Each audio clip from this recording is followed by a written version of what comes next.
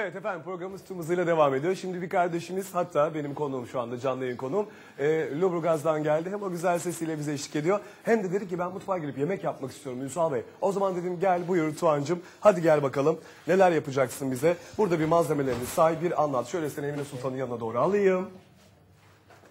Ben de yardımcı olayım. Tamam. Sebzeli.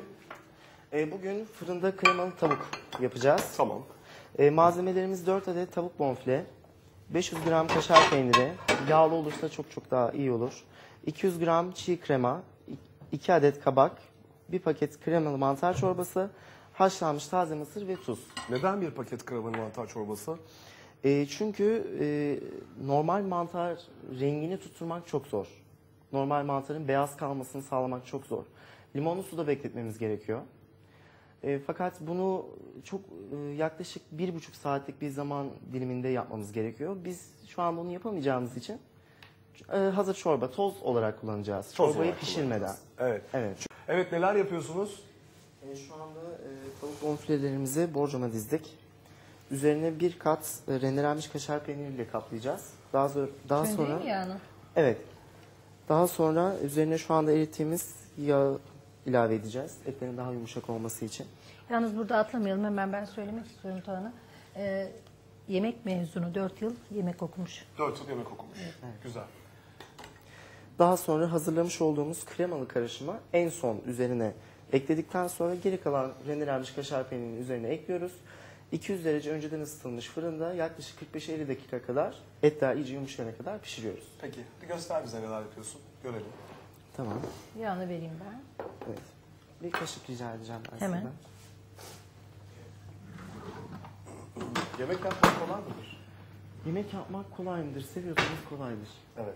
Peki hep söylerler işte bunun erkeği bayanı yok ama Türkiye'deki yemek yapan aşçıları ya da çevrendeki insanları düşündüğün zaman Tuğan, neler söyleyeceksin sen bir eğitimli yemek uzmanı olarak? Öncelikle şöyle söyleyeyim. Bizde aşçılık aileden gelme bir şey. 2 dayım var. 2 dayım da aşçı. Annem de aynı şekilde. Bonservisi var.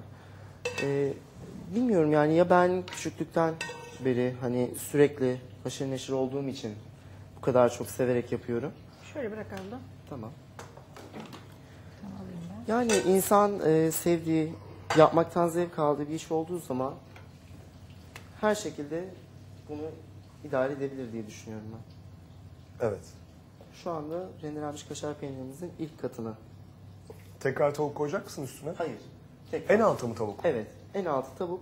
Eğer Sanki arada olsa daha güzel olacaktı. yok. Özelliği yok. En Alt alta. kanımızın üstte sosuyla gelecek. He, sosuyla gelecek. En alta eğer kaşar peyniri rendelerseniz tavukları borcamdan ayıramayız. Kaşar fazla mı biraz? Yok, hayır değil. 2 kat olacağı için Üzerine sosun kaşar üzerine de gelecek. Ha, bir daha sosun Evet. üstüne de yapılacak. Evet. genelde 500 gram Gül, kaşar biz peyniri. çok alışık değiliz bu kadar fazla kaşar kullanmaya. Biz az malzeme kullanıyoruz. Biraz hanım böyle karşıdan bakıyor. Hayırdır, ne yaptınız bugün diye. Yarım kilo kaşar fazla diyor. gitti. Battık. Atilla Baykal kapatacak valla. Zengin kanalız. Zengin kadınız, Allah'ımıza şükürler olsun. Sosu döküyoruz. Evet, sosu üzerine ekledik.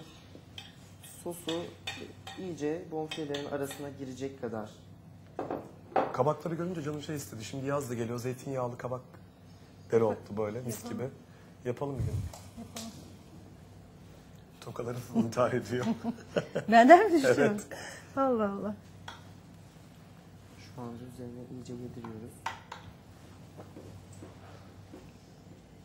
Kabak da çok güzel yakışıyor her şeye. Geçen de makarna yapmıştım, hatırlıyor musun? Aa, çok Biraz güzel daha olmuştu o. yakışmıştı. Evet. Ekran başı inanılmaz güzel olmuştu o sebzeli makarna. Kabak genelde Fırında yapmıştık. beyaz ete de çok yakışır. Evet.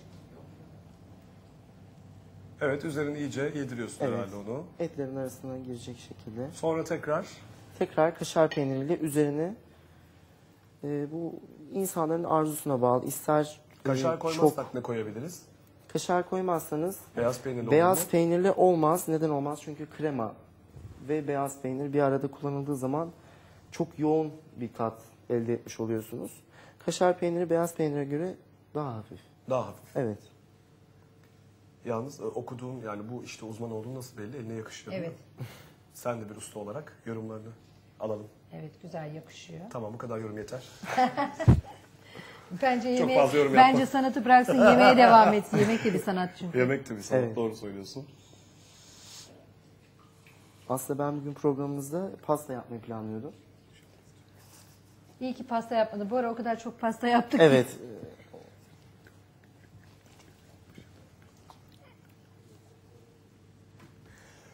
Evet. Şimdi stüdyoda sessizlik olunca kız mı oldu derler. Hani böyle ortamlarda olursun ya bir Evet. sessizlik olur. Kız dünyaya geldi. Hele bizim stüdyomuzda alışık değiliz biz böyle şeylere diye. Evet. Ama daldık şimdi yemeği Daldık seyrediyoruz. yemeği seyrediyoruz. Evet efendim. Şimdi sevgili öğretmenim bu tarafa doğru dönersek eğer Aynur Hanım o güzel sesiyle, o güzel yorumları... Teşekkür ederim efendim. Evet mutfağımızdayız. Evet, fırında kremalı tavuğumuz şu anda hazır. Çok mu sulu oldu o? Hayır. Böyle mi? Evet. Sulu bir yemek. Sulu bir yemek mi bu? Evet. Evet. Evet. Hemen lezzetine bakıyorum. Ekrana söylüyorum. Şuradan mı? Kesiliyor mu? Bıçakla şuradan ucundan kessene.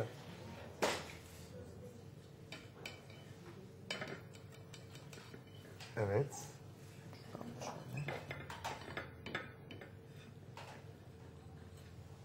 Tavuklar pişmemiş galiba. Hayır. Pişmiştir.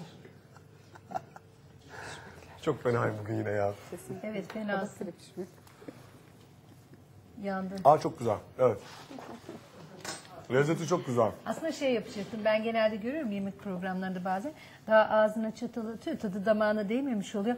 Aman bu ne lezzet ya Rabbim falan. Nasıl bir lezzettir o öyle Nesi diye. bir- Evet, aynen Hadi tariflerinizi verin. Programımızı kapatalım. Evet. Tamam. Siz buyurun. Sen oku tarifini. Tamam. ver. Sen misafirsin. Fırında kremalı tavuk için öncelikle malzemeleri yeniden sayıyorum. 4 adet tavuk bonfile. Bunu 6 olarak da kullanabilirsiniz. Biz bugün 6 parça olarak kullandık. 500 gram kaşar peyniri, 200 gram krema, 2 adet kabak, 1 paket kremalı mantar çorbası, haşlanmış taze mısır ve tuz. Hazırlanışı ise kabakları rendeliyoruz. Daha sonra üzerine kremamızı ilave ediyoruz. Tost halindeki kremalı mantar çorbamızı ilave ediyoruz. Haşlanmış tane mısırlarımızı ilave ediyoruz. Arzu isteğe göre tuz ilave ediyoruz. Bu yemekte baharat kullanmamamızın sebebi krema ile baharat çok çakışır. Yani özellikle tavuk yemeklerinde, beyaz ette. Evet. O yüzden kullanmıyoruz. Bu karışımı en son program başında da gösterdiğimiz gibi tavuk bonfilelerimizi borcama veya uygun fırın tepsimize diziyoruz. Üzerine bir kat kaşar peynirli, ince bir kat kaşar peyniriyle kaplıyoruz. Üzerine hazırladığımız kremalı kabak ve kremayı içeren karışımı ilave ediyoruz. Üzerine tekrar arzuya göre kaşar peyniri ilave ediyoruz. 200 derece fırında yaklaşık 45-50 dakika pişiriyoruz. Ellerine sağlık sevgili Tuğan. Eğer Çok bunu daha teşekkür ediyorum. susuz istiyorsak da kabakların suyunu Evet. sıkabiliriz. Evet. Evet. Süzgeçten Ellerine geçirerek. sağlık. Çok güzel olmuş. Evet. Çok teşekkürler. Ayaklarınıza sağlık. Evet sevgili kardeşim Caner Can. Çok teşekkür ediyorum. Son sözlerini alayım. Bizi burada ağırladığınız için bize teşekkür ederiz. Seve seve. Peki Alper Alp? Bizi buraya çağırdığınız için teşekkür ederiz tekrar. Evet. Yani iyi oldu bizim için de yani. Ne güzel. Tecrübe Bizi- oldu bizim için de. Tezitleri açıklar efendim. Evet sevgili Tuğan sesine sağlık. Çok teşekkür ediyorum. Bana bu çifte şansı verdiğiniz için öncelikle teşekkür ediyorum size. Seve seve. Çok teşekkürler efendim. Ayaklarınıza sağlık. Evet bugün de programımız bitti ekran başı. Yarın yine sizlerle beraberiz. Yarın düşünce yöntemini uygulayacağız. Nasıl sağlıklı düşünebiliriz? Düşünürken nelere dikkat etmemiz gerekiyor? Kuantum uzmanı Bülent Bey bizlerle beraber olacak. Doğru mu söyledim ismini? Evet. Evet. Peki efendim. Sevgiler saygılar bizden bu kadar bugünlük. Yarın tekrar sizlerle beraber olacağız. Saat 15'i gösterdiğinde lütfen yine ekranlarınızın başında olunuz. Ben Ünsal Yörür. Ben Emine Özser. Yarın görüşmek üzere efendim. Sağlıklı kalın, mutlu kalın. Hoşça kalın. Saygılar.